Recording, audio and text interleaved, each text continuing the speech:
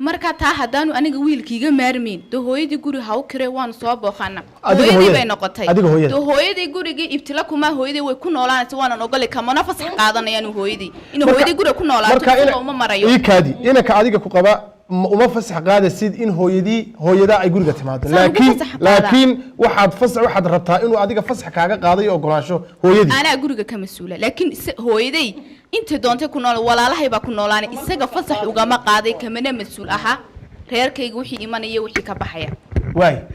waxaana jeceshahay inuu ku ogolaansho hooyadii kaaga qaado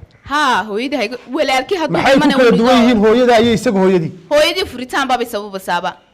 waxa muhiim ah in loo daayo inanta guriga masuulka ka tahay imika odayaashan fadhiya waxaad moodaa xogeen hablaha yara cadaadinayeen oo aragtidooda la yaabaneen ma aha in aragtida qofka bini'aadamka la yaabo ray buu qabo raygiisa loo tixgeliyo haduu ku qalday haduu ku saxsay marka waa in adna raygaga la wadaagto marka kiisa xaw ku qaadanaysa isaga u taala الجنات تحت أقدام الأمهات برسوله يجوب ما شاء الله والدين ما تفرس عليه الصلاة والسلام عقاه هو يدي بجنة دقيقة لكن عاد بدي دمود ودي ما تفرسها صدر هدي تجيان قبل هو يدي هالك قائد ولا فوق كنجيلو خدني كيف بعزها ضد السي ويلا شيء قبلها دحتالو ومسلم بام سوا قالوا ومسلمين صومالية اوكي نظامك gurigooda maamula ama guriga ay ku hagaan ama ay isku guursadeen ma shariica islaam ba mise waa mid gaalo waa shariicada islaamka waana dad muslimiina warku waa cad yahay marka haddaan labada jawaabood helay in iyaguna muslimiin yihiin guriga sharcigii lagu dhisayna uu ahaa ka islaamka iyaguna gurigooda inay diin islaam ku maamulaan inta haddaan jawaabteeda helay jawaabta su'aasha jawaabteeda way caddahay guriga hooyadu waa hooyadii guriga aabuhuna waa aabihii guriga mid walbana xuquuq buu leeyahay ولهن مثل الذي عليهن بالمعروف وللرجال عليهن درجة وآيات قرآن دمركو حقوق ذا إليهن حقوق ذا إليهن مدلم ذا لقوليه ننكي حقوق ذو ليه مدلم ذا حاس كينا لا رقصه هل درجة لا ديريهن بالليل أو أن لوسنين درجadaasi maxay tahay waa darajada qawaamada waa guriga iyo hoggaankiisa waa mid aayada kale Ilaahay ku sheegay ar-rijaalu qawwamuna 'ala an-nisaa isaga ay tahay guriga mas'uulka koobaad ka ah isaga ay tahay inay reerkiisa iyo xaaskiisa xataa uu toosiyo marka gurigan ninka mas'uulka ah isaga oday ka ah hooyaduna waa hooyadii guriga wixii arrimaha ku saabsan wada tashi wa amruhum shura baynahum laakiin go'aanka gabadhamaysta ayaa leh marka la tashado odayga guriga iska leh laba awoodood oo simanna ma aha hadday laba awoodood oo siman noqon lahaayeen waa warka gaalada iyo sharciga gaalada gurigaasi ma dhisnaan karo waa ka Ilaahay quraanka ku sheegay shay kasta oo jira laba awoodood oo siman hadduu ka dhaxeeyo ma jiri karo law kana fiihima aalihatun illa allahu la fasadata samadan iyo dhulkani hal ilaah inuu leeyahay maamulo hal rabbi waxa ku tusaya hagaagsanidii isku toosnidii nidaamkii ay weligood lagu arkay bay ku socdaan hal jiha maamusha hadday laba jiho iyo ka badan maamuli lahaayeen way fasaadi lahaayeen suurtagal ma tahay hadda dawladdan ama dawladaha laba madaxweyne isku awooda dawlad ma maamuli karaan shirkad laba manager oo isku awooda ma maamuli karaan maya wax badiyo iska cad waay guriga ninka oday ka ah hooyaduna waa marwo muxtaramaho waa hooyadii guriga hadday timaado su-aasha qaraabada hadday timaado qaraabada dhanka gabadha ka socotana guriga xuquuq bay ku leedahay gaar ahaan hadday waalidka yihiin qaraabada xagga ninka ka socotana guriga xuquuq bay ku leeyihiin gaar ahaan hadday waalid yihiin ma jirto wax la yidhaahdo gabadhuna qaraabadeeda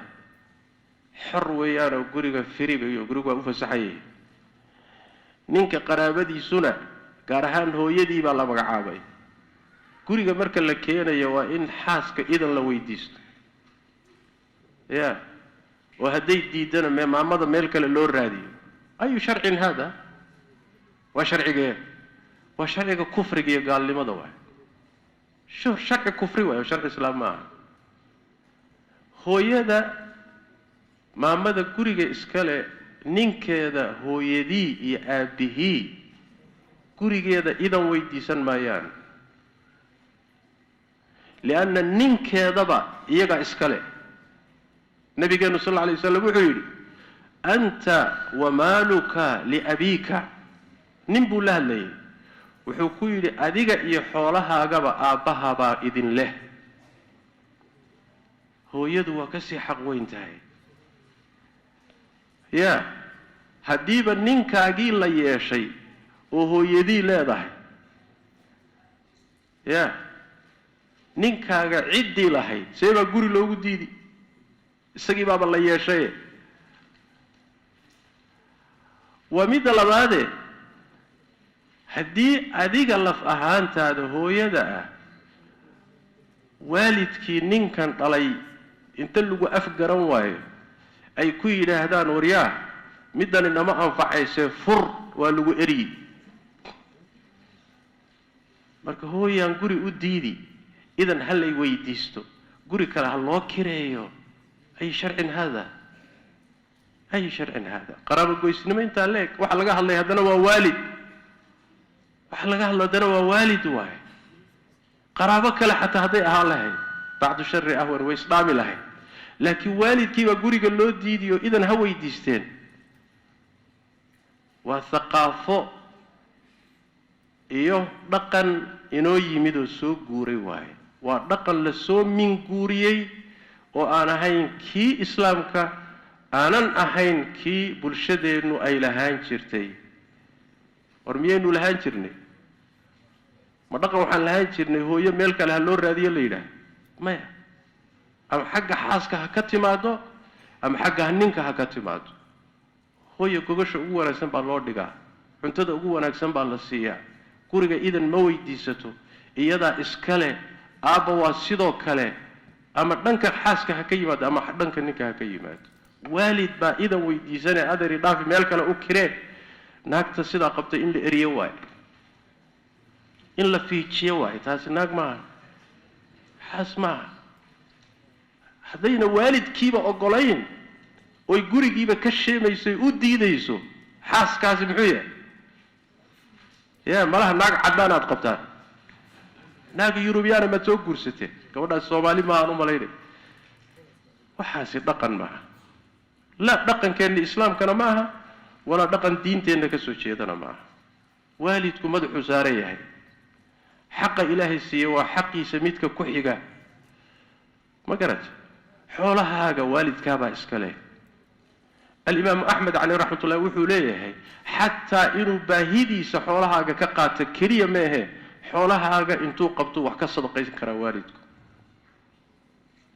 addoontaada kuu joogta buu waalidkaagu xorayn karaa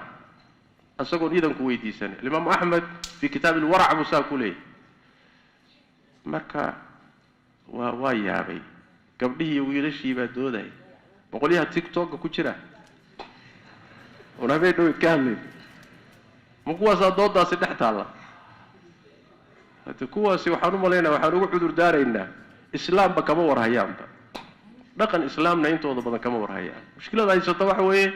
doodahan waxaa keenaya thaqaafada iyo dhaqamo kalea lasoo maqlay lasoo arkay markaasaa waxa weye guryihii islaamka la doonaya in lagu maamulo wax foolxun waahay nacam